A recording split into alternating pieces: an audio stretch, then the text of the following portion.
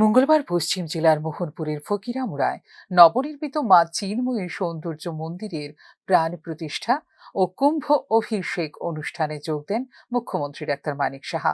এদিন Chinmayi mission school প্রাঙ্গণে 15 foot উচ্চতা বিশিষ্ট একক শিলা গ্রানাইট পাথরে নির্মিত মা সৌন্দর্য চিন্ময়ীর মূর্তি প্রতিষ্ঠা ও পবিত্র কুম্ভাভিষেক হয় রাষ্ট্রীয় স্বয়ংসেবক সংঘ প্রধান মোহন ভাগবতের হাত ধরে। राजा विशामयम् यहेवैर्नाव्यदिष्टाः सर्वदैवाभिजागलेः चन्द्रैवेह प्रवस्तिष्ठः यः राष्ट्रमुधारय अभिरिच्यवृतन्यतः अधरे सन्तु शत्रवः।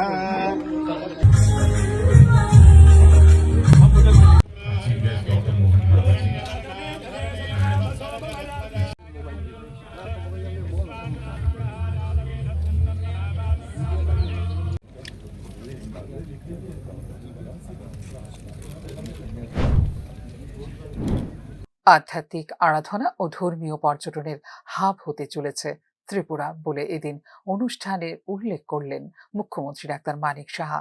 একখণ্ড গ্রানাইট পাথরের শিলাস্তম্ভের উপর নির্মিত এই মূর্তি আধ্যাত্মিক চেতনাকে বিকশিত করতে সহায়ক হবে বলেও উল্লেখ করেন মুখ্যমন্ত্রী। জানি যে এখানে আমরা যে উদয়পুরের মতো ত্রিপুরের সুন্দর মন্দির, কসবা কালীবাড়ি, চতুর্দশ দেবতা চণ্ডীবাড়ি, অমরপুরের শান্তিকালী মন্দিরের পাশাপাশি এই নতুন যে মন্দিরটি, এটা আধ্যাত্মিক আরাধনার একটি নিদর্শন হিসাবে আমাদের কাছে আত্মপ্রকাশ করছে।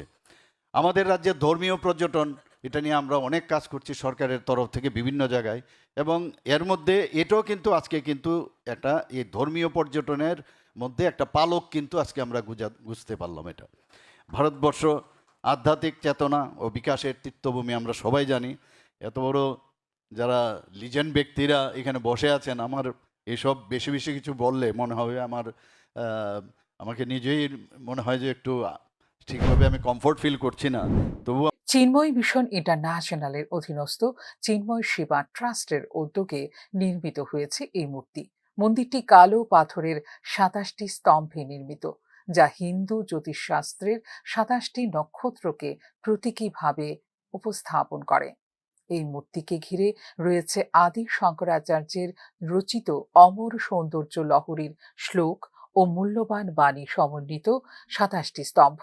এদিনের অনুষ্ঠানে উল্লেখযোগ্যদের মধ্যে রাজ্যপাল ইন্দ্রসেনা রেড্ডি নাল্লু ছাড়াও উপস্থিত ছিলেন তিপ্রামথা প্রধান প্রদ্যোৎ কিশোর দেববর্মনের মাতা বিভু কুমারী দেবী। ফিউরো রিপোর্ট, নিউজ নাও।